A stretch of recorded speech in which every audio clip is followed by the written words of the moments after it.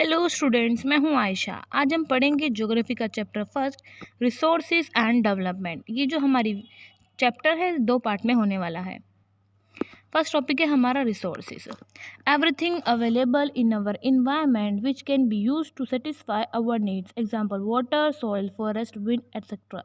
मतलब कि जितने भी हमारे इन्वायरमेंट में रिसोर्सेज अवेलेबल है जो कि हमारी नीड्स को सेटिस्फाई करता है, हमारी ज़रूरतों को पूरा करता है, जैसे कि वाटर, सॉइल, फॉरेस्ट, विंड, ये कुछ ऐसे रिसोर्सेज हैं जो कि हमारी डेली लाइफ में इनको हम यूज़ करते हैं। बट लेकिन ये जो रिसोर्सेज हैं वो टेक्नोलॉजीली एक्सेसिबल होना चाहिए, मतलब कि टेक्नोलॉजी के थ्रू इनको यूज़ करना चाहिए।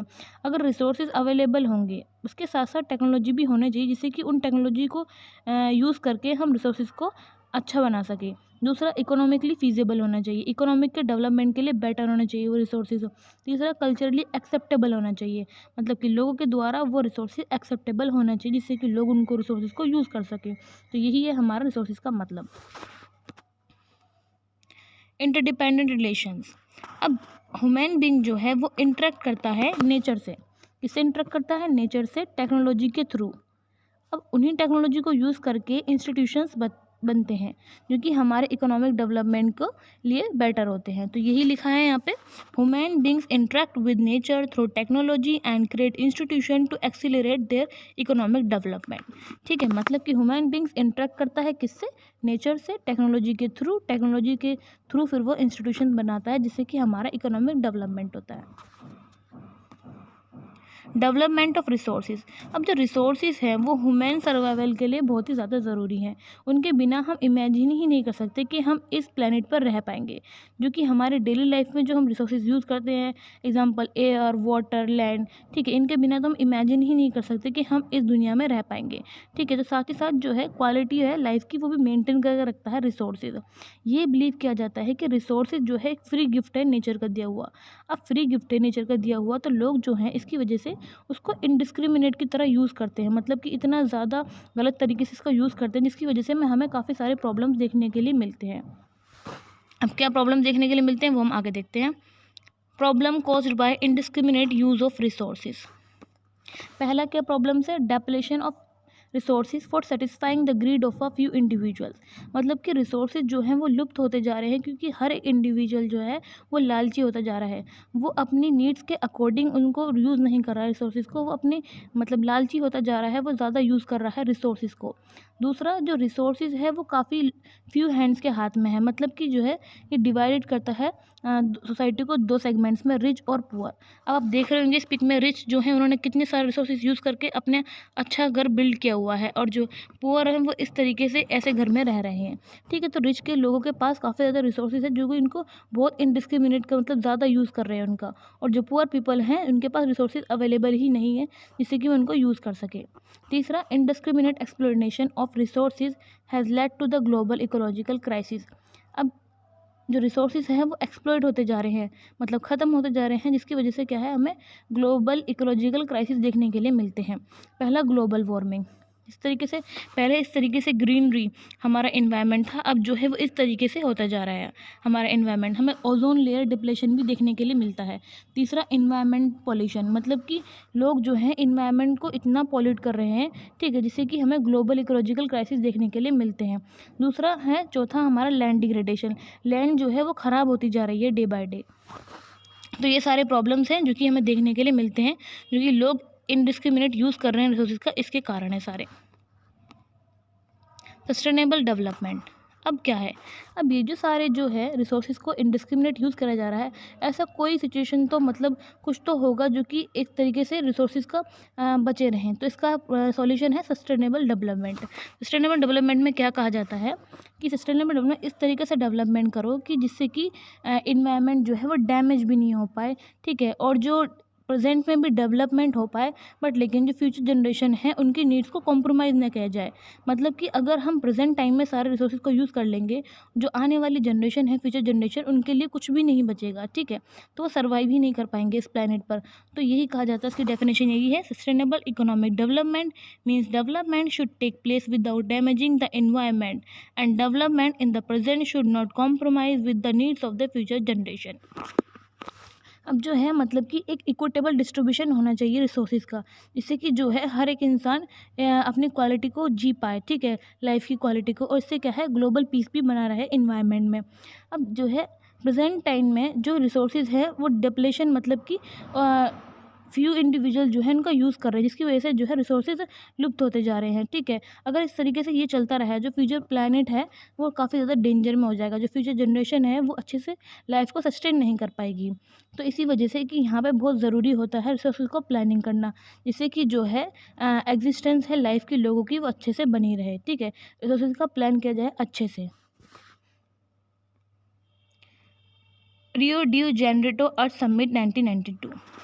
अब एक मीटिंग हुई थी 1992 में, ठीक है। ये हुई थी जून 1992 में। इसमें मोर देन 100 कंट्रीज़ के लोग जो थे वो आपस में मिले थे, ठीक है। रेडियो जेनरियो जो कि ब्राज़ील में है ये जगह, ठीक है। तो ये एक जगह है जहाँ पे मीटिंग हुई थी। ये जो है फर्स्ट इंटरनेशनल अर्थ समिट मीटिंग हुई थी। इसका पर्पस क्या था इस मीटिंग का, जितने भी प्रॉब्लम है इन्वायरमेंट में उसका प्रोटेक्शन, उनको प्रोटेक्ट करने के लिए और सोशल इकोनॉमिक डेवलपमेंट के लिए ये ग्लोबल लेवल पर ये मीटिंग की गई थी। अब इस मीटिंग का रिजल्ट क्या हुआ, जितने भी लीडर्स वहाँ पे असेंबल हुए थे उन्होंने एक डिक्लेरेशन साइन किया। इसमें उन्होंने कहा कि जितने भी ग्लोबल फॉरेस्ट है, जितने भी फॉरेस्ट है वो उनकी टेक केयर करेंगे, ठीक है, उनको काटने से बचाएंगे। और एक उन्होंने अडॉप्ट किया था एजेंडा 21, ठीक है, सस्टेनेबल डेवलपमेंट के लिए। इसमें यही था कि पेड़ को ना काटा जाए, अच्छे से उनकी केयर किया जाए। तो उसमें एजेंडा इन्होंने ये अपनाया था, लोगों को अवेयरनेस किया था इन एजेंडा के थ्रू, जिससे कि सस्टेनेबल डेवलपमेंट बना रहे इकोनॉमी में। नेक्स्ट टॉपिक है हमारा रिसोर्स प्लानिंग, कि किस तरीके से रिसोर्स को बचाने के लिए प्लानिंग की जाती है। जो प्लानिंग की स्ट्रैटेजी है वो काफ़ी ज़्यादा वाइडली इसको यूज़ किया जाता है, ठीक है, रिसोर्सेज को यूज़ करने के लिए अच्छे से।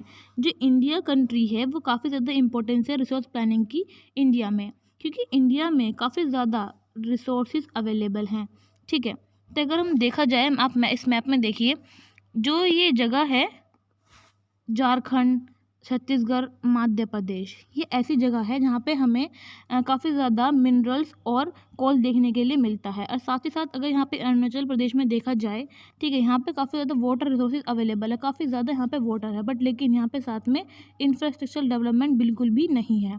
अगर राजस्थान स्टेट को देखा जाए, राजस्थान में क्या है, यहाँ पर विंड और सोलर एनर्जी काफ़ी ज़्यादा देखने को मिलती है, बट लेकिन साथ ही साथ यहाँ पर वाटर रिसोर्सेज बिल्कुल भी नहीं है, वाटर अवेलेबल नहीं है। तो आप देख रहे हो तो हर स्टेट में बिल्कुल अलग अलग चीज़ अवेलेबल है। तो इसको रिसोर्सेज को इस तरीके से यूटिलाइज़ किया जाए जैसे कि हर जगह पे रिसोर्सेज अवेलेबल हो, ठीक है। अगर यहाँ पे लद्दाख पे देखा जाए, हम लद्दाख जो है वो कंट्री से बिल्कुल आइसोलेटेड है ये जगह, ठीक है, तो यहाँ पे कुछ भी रिसोर्सेज हमें देखने के लिए नहीं मिलते हैं।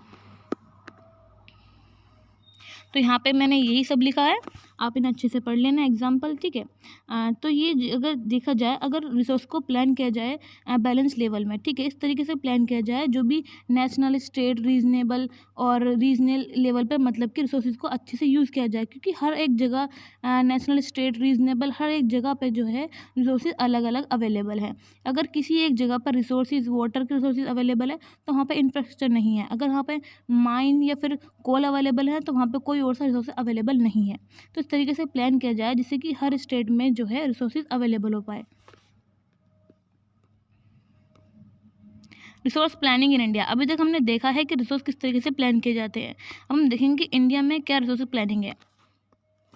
रिसोर्स प्लानिंग जो है फिर इस तरीके से कॉम्प्लेक्स प्रोसेस है, जिसमें कि 3 प्रोसेस है जिनको हम पढ़ेंगे। पहला, identification and inventory of resources across the region of a country, मतलब कि आइडेंटिफिकेशन और इन्वेंट किया जाए रिसोर्सेज को उस जगह पे, ठीक है, किस कंट्री में कौन से रीजन्स में रिसोर्सेज अवेलेबल है।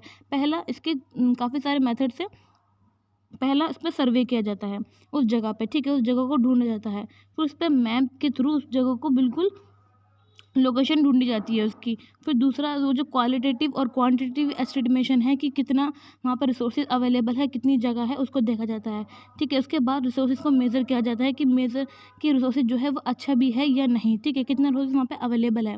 दूसरा, involving a planning structure in dot with, मतलब कि वहाँ पे एक अप्रोप्रिएट टेक्नोलॉजी स्किल को यूज़ करके इन रिसोर्सेज को यूज़फुल बनाया जाता है। तीसरा, उन टेक्नोलॉजी के थ्रू इंस्टीट्यूशन डेवलप किए जाते हैं उस प्लेन्स पर जहाँ पे कि रिसोर्सेज अवेलेबल है। तीसरा, अब उन रिसोर्सेज को मैच किया जाता है कि जिससे कि नेशनल डेवलपमेंट के लिए वो ओवरऑल डेवलपमेंट कर पाएगा या नहीं, मतलब कि वो इकोनॉमिक डेवलपमेंट उससे रिसोर्स से हो पाएगा या नहीं। पहले हमें रिसोर्सेज जो है पहले देखा जाता है कि इकोनॉमिक डेवलपमेंट के लिए वो अच्छा भी है या नहीं। तो तीसरा हमारा मेथड यही था।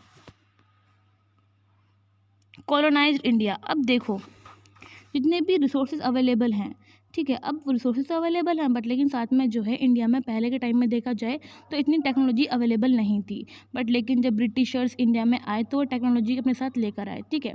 तो वो जो ब्रिटिशर्स इंडिया में आए थे वो किस चीज़ से, मतलब कि इनके पास जो है जो ब्रिटिश ने इन्वेड किया था इंडिया में, उनका क्या इंटरेस्ट था, पहला यही था क्योंकि वहाँ पर रिसोर्सेज इंडिया में इतने ज़्यादा अवेलेबल थे जिसकी तरफ से वो उनका काफ़ी ज़्यादा अट्रैक्ट हुआ रिसोर्सेज को देखकर वो। तो क्या हुआ, पहले कॉलोनाइजर उन्होंने क्यों किया था इंडिया पे, due to the rich resources British invades in India.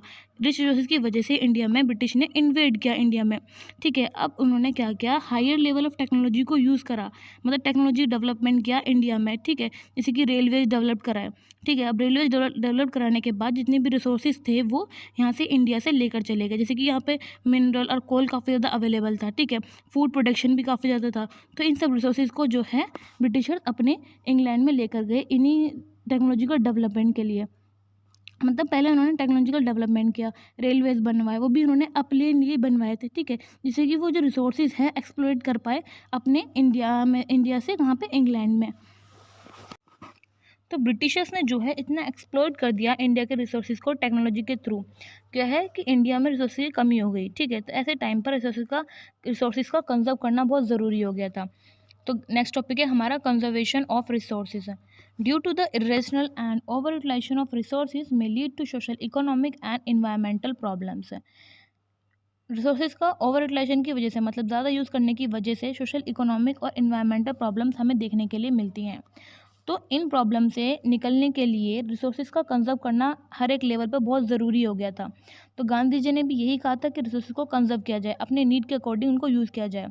तो उन्होंने यही कहा था, there is enough for everybody's needs and not for anybody greed. मतलब कि रिसोर्सेज इतने अवेलेबल हैं जो कि लोगों की ज़रूरतों को पूरा कर सके, बट लेकिन जो कोई भी लालची इंसान है उसके लिए इतना रिसोर्सेज अवेलेबल नहीं है। तो अपनी नीड के अकॉर्डिंग जो है रिसोर्सेज को यूज़ किया जाए, अपने लालचीपन के लिए रिसोर्स का यूज़ ना किया जाए। तो ये इस वीडियो में हम यही पढ़ेंगे। नेक्स्ट जो हमारा टॉपिक होने वाला है उसमें हम सॉइल के बारे में पढ़ेंगे, वो बहुत इंपॉर्टेंट टॉपिक होगा। तो मिलते हैं नेक्स्ट वीडियो के साथ। Thank you.